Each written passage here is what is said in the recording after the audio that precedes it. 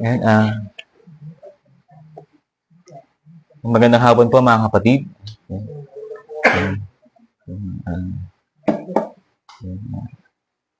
Magandang hapon. Nakalagay sa manuscript ko, grabe init ng panahon ngayon pero umuulan na ngayon. So, grabe yung ulan ngayon kasi may bagyo. So, yun. Pero goods pa din, 'di ba? Kasi madaming benefits, 'di ba? Umulan man o umaraw. Pag maulan, syempre, hindi tayo ganang pinapawisan, komportable, masarap matulog, okay, masarap kumain. So, masarap kumain ng mga lugaw, mga ganun. At, at sabi din sa Bible, na ang kalwatian ng Diyos ay makikita sa kanyang nilikha. At hindi lang natin makikita, ito ay ramdam natin, di ba? Sa lamig ng ulan at init ng araw. Ang lahat ng nilalang ay tinuturo at ang natanging layunin ay maluwalhati ang naglikha. Ang naglikha ay ang Diyos. At alam natin na nilikha ang lahat sa pamagitan ng kanyang anak, ang Panginoong Hesus. At dahil dyan, ang ating talata ay patungkol din sa kaluwalhatian. Ang kaluwalhatian ng Panginoong Hesus at kung papaano natin siya maluwalhati. So ating buksan natin mga Biblia sa Juan chapter 20. Juan chapter 20 verses 11 to 18. John chapter 20 verses 11 to 18. So ating basahin. Sundan niyo sa mata, basahin ko siya. Okay, verse 11. Naiwan si Maria sa labas ng libingan na umiiyak. Habang umiiyak, sumilip siya sa loob ng libingan at nakita niya ang dalawang anghel na nakaputi. Nakaupo sila sa pinaglagyan ng bangkay ni Jesus. Isa sa may ulunan at isa sa may paanan. Tinanong nila si Maria, "Babae, bakit ka umiiyak?" Sumagot siya, "May kumuha po sa Panginoon ko at hindi ko po alam kung saan siya dinala." Pagkasabi nito ay lumingon siya at nakita si Jesus na nakatayo. Pero hindi niya ito nakilala na si Jesus iyon. Tinanong siya ni Jesus, "Babae, bakit ka umiiyak? Sino ba ang hinahanap mo?" Sa pag-aakalang siya ang hardinero roon, sumagot si Maria, "Kung kayo po ang kumuha sa kanya, ituro niyo sa akin kung saan niyo siya dinala at kukunin ko siya." Sinabi ni Jesus sa kanya, "Maria!" Humarap si Maria kay Jesus at sinabi sa wikang Hebreyo, "Rabboni!" Ang ibig sabihin ay guro. Sinabi ni Jesus, "Huwag mo akong hawakan. Dahil hindi pa ako nakakabalik sa aking ama, pumunta ka sa mga kapatid ko at sabihing babalik na ako sa aking ama, na inyong ama, at sa aking Diyos na inyong Diyos." Kaya pinuntahan ni Maria na taga Magdala ang mga tagasunod ni Jesus at ibinalita sa kanila na nakita niya ang Panginoon. At sinabi niya sa kanila ang mga pinapasabi ni Jesus. Kaya mo naman nalangin para sa gabay ng Banal na Espiritu? Let's pray. Panginoon, kayo po inanalangin, Panginoon, upang kami ay pangunahan mo sa aming marinig po na mensahe na nagmula sa iyong salita. Ako po bilang tagapangaral niyo, Panginoon, ay ma-encourage ko ang aking mga kapatid sa Kogyo na patuloy silang magtiwala sa iyo, Panginoon. Patuloy silang maghintay sa iyong pagbabalik. Patuloy silang maging tapat dahil tapat ka sa kanila. Patuloy silang lumangat sa kabanalan dahil banal ka. At patuloy kaming magmahalan dahil una mo kayong minahal, Panginoon. At patuloy niyo kami bigyan ng Lord ng focus, Panginoon, sa aming paikinig at sa buhay po ng iyong salita. Sa pangalan po ng Panginoong Jesucristo. Amen. So, quote ko lang yung sermon ni Tatay Beng na nakarang linggo. Isa sa mga aplikasyon niya, maganda, sabi ni Tatay Beng, sermon niya. Dahil ang Panginoon nating mga Kristiyano ay nabuhay ng muli, naniniwala tayo na balang araw, kahit tayo ay mamatay, ay mabuhay rin tayong muli. At makakasama natin ang ating Panginoong Diyos sa buhay na walang hanggan. Napakagandang pangako. At pangalawa, Napakahalaga na si Jesus ay nabuhay na muli dahil isa ito sa mga katotohanan kung bakit ang relihiyon lang nating mga Kristiyano ang tunay at totoo. Dahil sa lahat ng mga relihiyon, ang Panginoon lang natin ang nabuhay muli mula sa mga patay. Amen? Sa inyong mga dakilang pangako ng Diyos sa atin. So, ating nabasa ang ating talata na nagkaroon ng kabalisaan si Maria na tiga Magdala. Dahil sa pag-aakalang may kumuha sa kanyang Panginoon. Sa sitwasyong ito ay nalito siya at nakalimutan niya na ang pangako niya na si Jesus ay babangon muli sa ikatlong araw. Nakalimutan niya yun. At nakalimutan niyang ito ay ikatlong araw na mula nang mamatay ang Panginoong Kristo. Nagimbal siya nang makita niya na walang katawan ng Panginoon sa libingan. Sa pagkalito ay hindi niya napansin na ang dalawang anghel ng Panginoon na isa ay nasa ulunan at isa ay nasa paanan. Hindi niya napansin ang paglalarawan nito na mula sa lumang tipan. Sino nakaalala niyon? Walang iba kundi ang kaba ng tipan, di ba? Sa ulo, yung cherubim nasa ulo at nasa paanan. Na ang presensya ng Diyos ay wala na sa tabernakulo. Ngunit ito ay tatanggapin ng mga mananampalataya kay Jesus at malaya ng makakalapit sa presensya ng Diyos. Makikita natin dito na mas mainam ang pananampalataya kaysa sa ating emosyon. Katulad ni Maria, mas nauuna sa atin ang emosyon kaysa sa ating natanggap na pananampalataya. Na mas nauna pa tayong tumangis kaysa manalangin. Totoo ba yun? Mas nakatingin tayo sa pisikal kaysa espiritual. Na hindi man lang napansin ni Maria ang dalawang anghel. Dahil alam natin na kapag may anghel, mayroong mensahe. Verbal man o vision. Bilang unang aplikasyon natin ay patuloy nating paalalahanan ang ating sarili ng mabuting balita. Natupad ang pangako ng Panginoong Hesus na mabuhay siyang muli.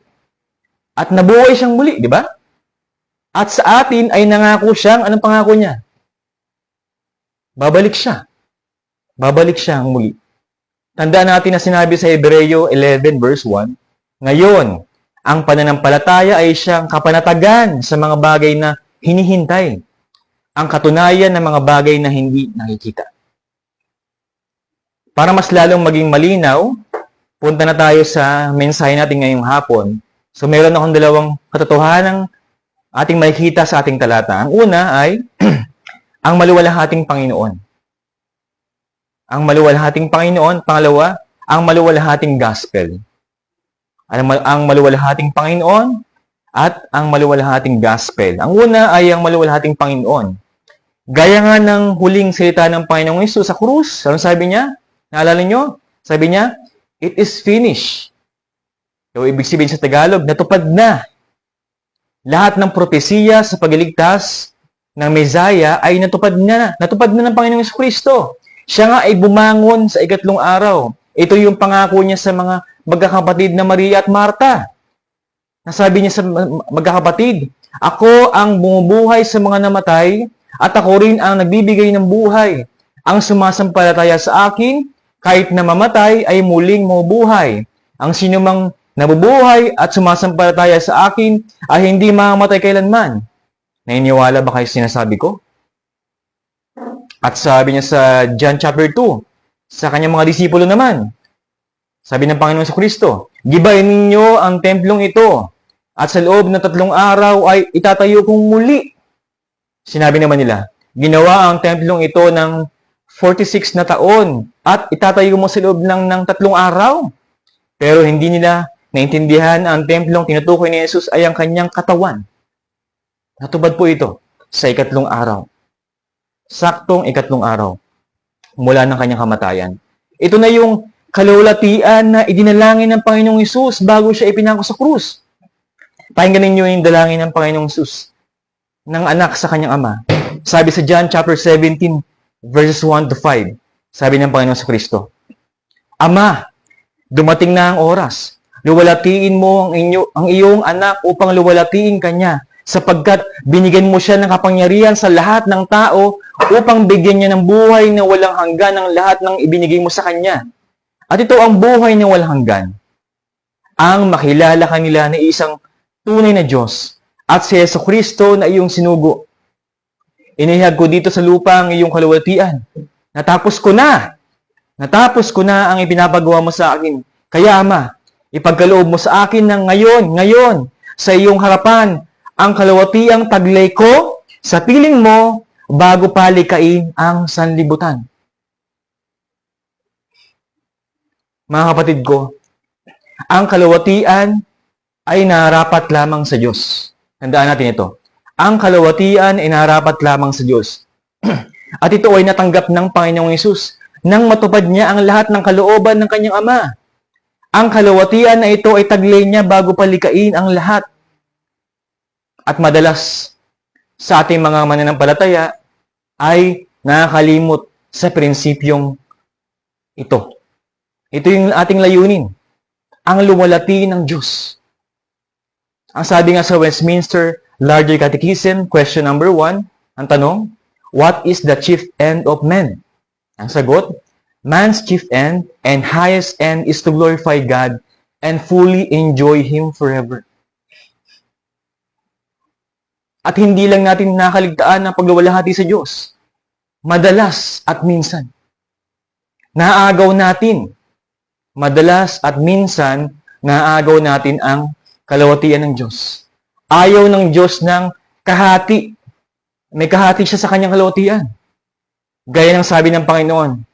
Sabi sa Isaiah chapter 42 verse 8, Akong si Yahweh, yan ang aking pangalan. Walang makaangkin ng aking karangalan, ang papuri sa akin, hindi sa Diyos-Diyosan. Mga kapatid, hindi naluwalhati ang Diyos sa puso mong iba ang pagnanais.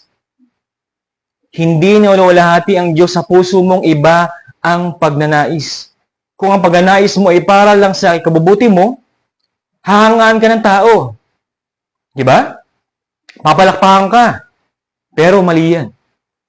Isang kayabangan yan. Dahil nataas ang Panginoon sa ating pagpapakababa. Tandaan natin ito. Nataas ang Diyos, ang Panginoon sa ating pagpapakababa. Gaya ng sabi ni Juan Bautista sa John chapter 3 verse 30. Sabi niya, dapat siyang ang nais niya ay ang pagsunod mo. At hindi niya hangad ang ganda ng trabaho mo. Magiging structure mo, pagiging masipag mo, pagiging bibo mo. Ang hangad niya ay taong walang ibang hangad ay makilala si Jesus.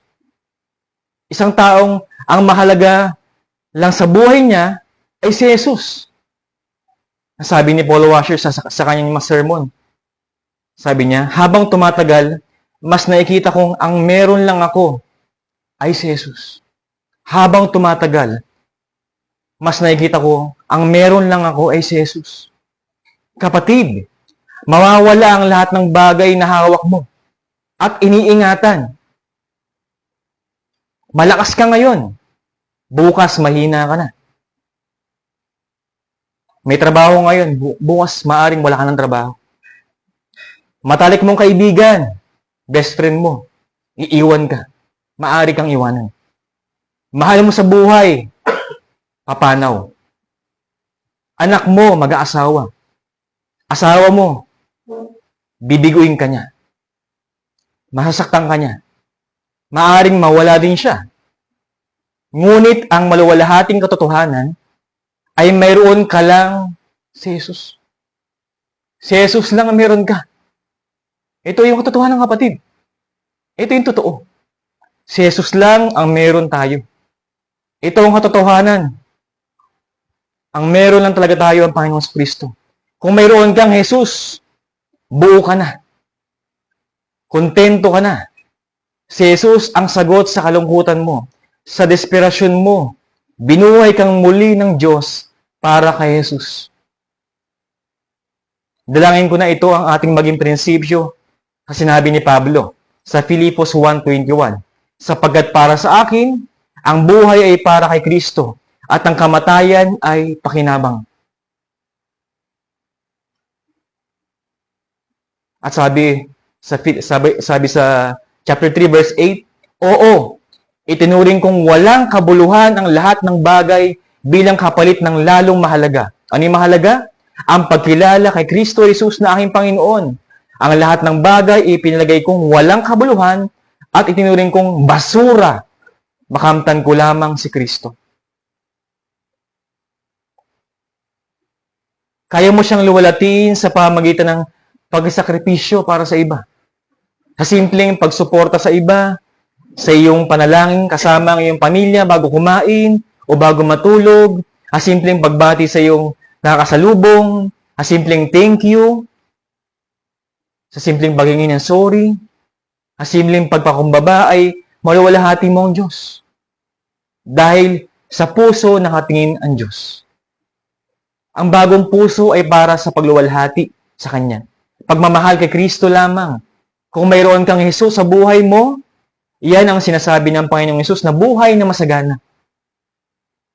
Kung mayroon kang Kristo sa buhay mo, yan ang buhay na masagana. Buhay na may kapayapaan. Dahil ikaw ay nasa Kanyang pastulan. At pangalawang puntos, ang maluwalhating gospel. Sa verses 15 to 18, napagkamalang hardinero pa ang Panginoong Jesus. At napagkamalang siya daw ang kumuha ng bangkay nito. Talagang napagbintangan pa talaga. Talagang hindi nakilala ni Maria si Jesus. Dahil ibang itsura nito.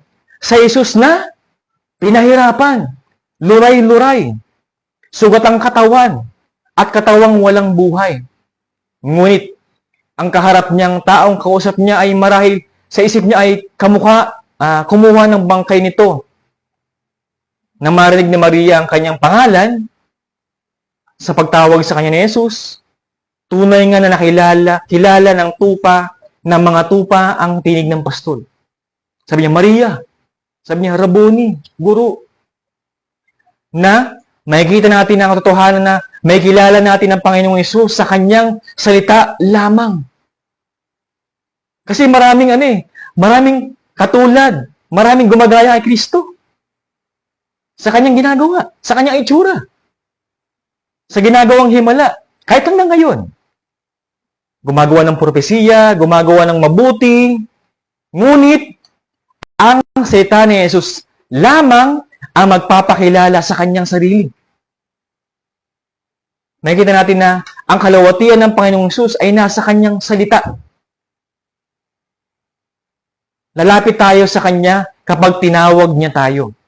Kaya sa unang chapter pa lang ng Gospel ni Juan ay tinawag niya, ang sabi ni John kay Jesus Christ ay Logos o Verbo. Ang pasimula ay ang salita. Di ba sabi niya?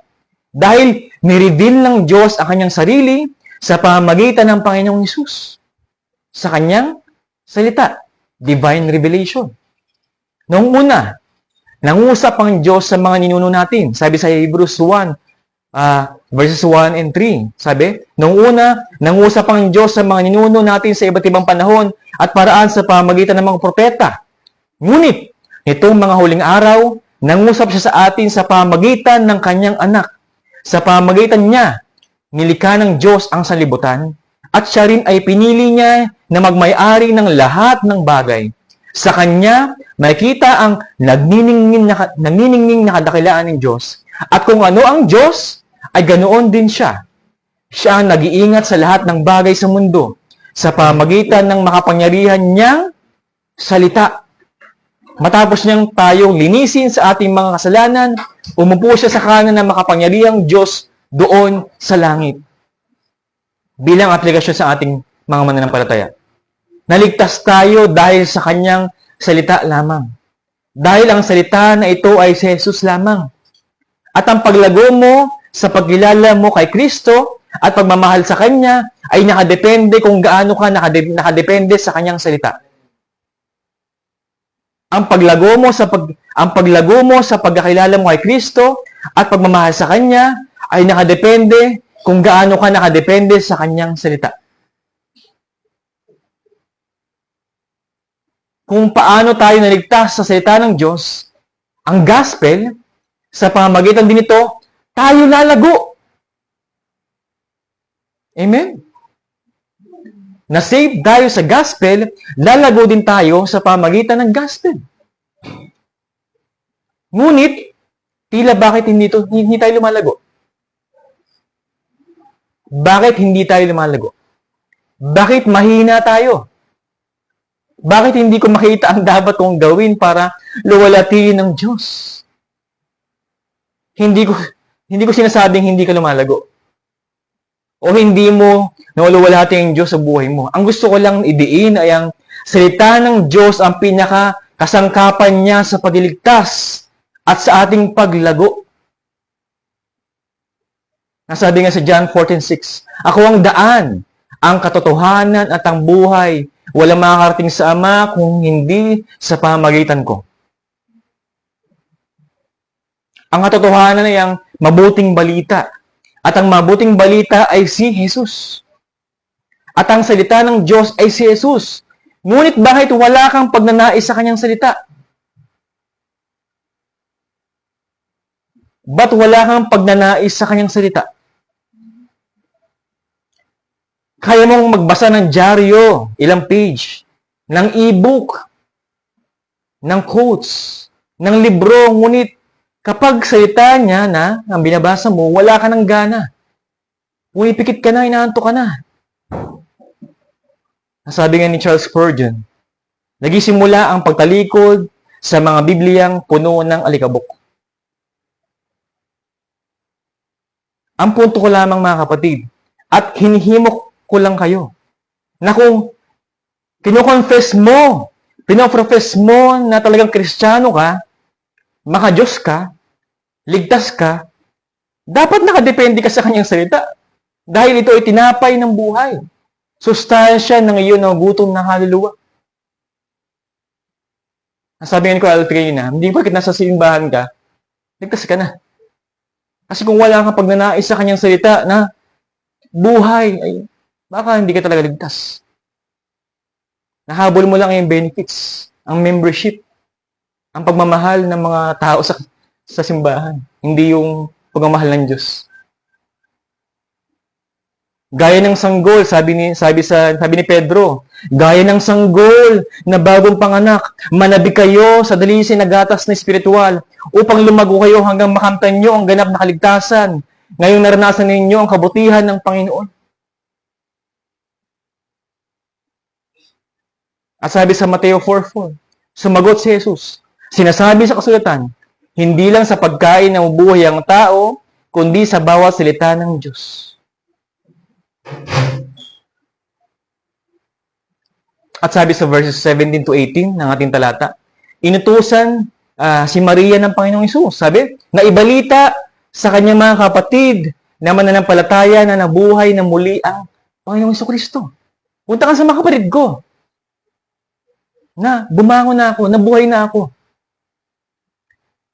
Nababalik na ako sa Ama. Na inyong Diyos at Diyos ko rin. Na makikita nila ang kalawatian ng Kristong nagtagumpay. Ang katotohanan ito ay tunay din sa ating mga kapatid na hindi lang natin naharapat nahangarin na may bahagi ang tungkol sa Panginoon na siya ay nabuhay muli, ngunit ito ay sinasabuhay. Ito ay responsibilidad ng ating unang puntos na mahalaga ang salita ng Diyos sa kaligtasan. Ang ibig sabihin ay nandun din ang pagnanais na maligtas ang iba. At ang mabuting balita na si Jesus ay nabuhay na muli ay hindi lang para sa kaligtasan ng iba, kundi para din sa mga ligtas na. Ito ay para sa kanilang kalusugang espiritual. Lalago tayo sa pamagitan ng pagbubulay-bulay ng mga ginawa ni Jesus, ng kanyang tagumpay, ng kanyang krus, at ng libingang walang laman. Dahil si Jesus ay bumangon at nasa kanang trono ng Diyos. Dito ka lalago sa pag-alala sa kanyang ginawa. Ang pagbabahagi ng katotohanan tungkol sa Panginoong Hesus ay hindi nakadepende sa motibasyon mo. Hindi nakadepende sa galing mo. Dahil marami kang alam na theology o nabasa mo na ang Bible. Genesis to Revelation. Na, mas banal ako, brother. Kasi nabasa ko yung buong Bible. Ang dami kong alam na theology. Kaya ikaw ay laging Binigyan pa rin ng pamilya, mag-pray ka, ikaw yung pinakamagaling mag-pray. O bahala na si pastor na mag-share. Kasi madami siyang alam eh. Mas madaming alam si pastor. Eh ako, o bahala na ang internet para sa devotion ko. O magbabasa na lang ako ng devotion sa daily bread. O hahantayin ko na lang yung post sa panaghuyan. O pagbubulay-bulay.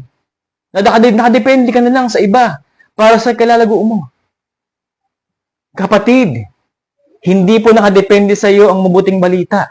Sapat na alam mong namatay at muling nabuhay ang Panginoong Hesus. Sapat na ang katotohanang iyan at iyan ang sentro ng Biblia, ang tagumpay ng Panginoong Hesus. At ang maluwalhating gospel ay hindi komplikado. Doctrine siya, pero practical siya. Napaka-practical po ng mabuting balita. Ang mabuting balita ng Panginoong Hesus ay lifestyle po siya. Buhay po siya. Hindi lang siya basta doktrina na kailangan mong gawin. Ito po ay buhay. Buhay na bago. Sabi ni Charles Spurgeon ulit, wala nang mabuting kaugalian na paalalahanan ng ating sarili ng mabuting balita. At dagdagan ko pa, na paalalahanan din ng iba tungkol dito. Ito ang ating pag-asa. Ito ang ating lakas. Ito ang ating buhay. May bago tayong buhay dahil sa mabuting balita. Nasabi nga ni Pablo sa Romans chapter 1 verse 16 to 17, hindi ko kinakaya ang magandang balita tungkol kay Kristo. Dahil ito ang kapangyarihan ng Diyos ay kaligtas ng lahat ng sumasampalataya. Una, ang mga Hudyo at gayon din ang mga hindi Hudyo. Sapagkat ipinapahayag sa magandang balita kung paano itinuturing ng Diyos na matuwid ang tao. At ito'y sa pamamagitan lang ng pananampalataya. Ayon sa kasulatan, sa pananampalataya mo buhay ang matuwid. Kaya mga kapatid, maging dalangin natin na maluwalhati natin ang maluwalhating Panginoon. Maging dalangin natin na maluwalhati natin ang maluwalhating Panginoon sa pamamagitan ng pagsariwa sa maluwalhating gospel. Dahil ang gospel ay ang kamatayan at muling pagkabuhay ng Panginoong Hesukristo. Manalangin tayo. Panginoon, salamat sa mabuting balita. Salamat sa libingang walang laman. Salamat sa iyong krus, Panginoon. Salamat sa iyong mga sugat.